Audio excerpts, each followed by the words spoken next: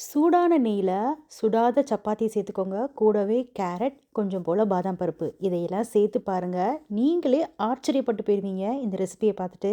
என்னோட சேனல்னாலே சர்ப்ரைஸ் தானே! வாங்க அப்படி என்னதான் செய்றேன்னு பார்க்கலாம் வாங்க. ஒரு பேன்ல 1/2 கப் அளவுக்கு, அதாவது கரெக்ட்டா சொல்லணும்னா 125 மில்லி நெய் சேர்த்துக்கோங்க.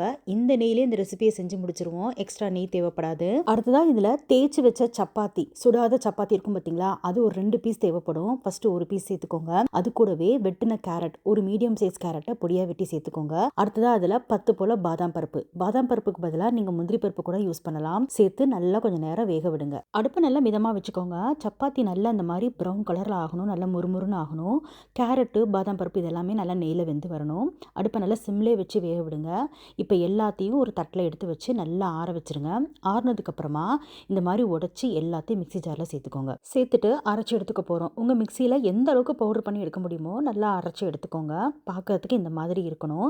இப்போ உங்களுக்கு வேணும்னா இதை ஒரு கிண்ணத்துல கொட்டி இதுலேயே கொஞ்சமா வெல்லம் இல்லாட்டினா மண்டை வெல்லம் சேர்த்து நல்லா கையில உருட்டி லட்டு மாதிரி ஆக்கி குழந்தைங்களுக்கு கொடுக்கலாம். ரொம்ப ரொம்ப சத்தானது கூட. அது மட்டும் இல்லாம ரொம்ப ரொம்ப ருசியா இருக்கும் இதில் சேர்த்திருக்க பொருட்கள்னால. அப்படி இல்லைன்னா இதை வச்சு நம்ம அடுத்து என்ன செய்ய போறோம்ன்றத பார்க்கலாம். நம்ம சப்பாத்தி வறுத்தோம் பார்த்தீங்களா நெய். இப்போ அந்த நெய்யை லேசா சூடாக்கி அதுல ஒரு 1/2 கப் அளவுக்கு கடலை மாவு சேர்க்கணும். சேர்த்து நல்லா பச்சை வாசனை போற வரைக்கும் வறுத்து விடுங்க. அடுப்பு நல்லா சிம்மிலே இருக்கணும். கடலை மாவுலேருந்து கம்ப்ளீட்டா பச்சை வாசனை போனதுக்கு அப்புறமா எந்த அளவுக்கு கடலை மாவு எடுத்திருக்கோமோ அதே அளவுக்கு, அதாவது 1/2 கப் கடலை மாவுனா 1/2 கப் அளவுக்கு ஜீனி சேர்க்கணும். ஜீனிக்கு பதிலாக நீங்க வெல்லம், மண்டை வெல்லம் எது வேணா சேர்த்துக்கலாம். ரொம்ப ரொம்ப ருசியா இருக்கும். நல்லா கலந்து விட்டுட்டு அதுக்கப்புறமா அதில் நம்ம அரைச்சு வச்சிருந்தோம் பார்த்தீங்களா அந்த சப்பாத்தி கேரட் கலவை, அதை இப்போ சேர்க்கணும். சேர்த்துட்டு கொஞ்ச நேரம் மிக்ஸ் பண்ணி விடுங்க. அடுத்ததாக இதில் வாசனைக்காக ஏலக்காய் பொடி ஒரு 1/2 டீஸ்பூன் அளவுக்கு சேர்த்துக்கோங்க. சேர்த்து கலந்து விட்டுக்கோங்க.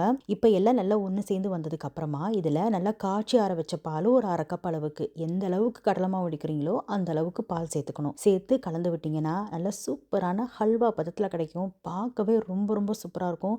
சாப்பிட்றதுக்கு சொல்லவே வேணாம். அப்பப்பா அவ்வளோ ருசியாக இருக்கும். கண்டிப்பாக ட்ரை பண்ணி பாருங்கள்.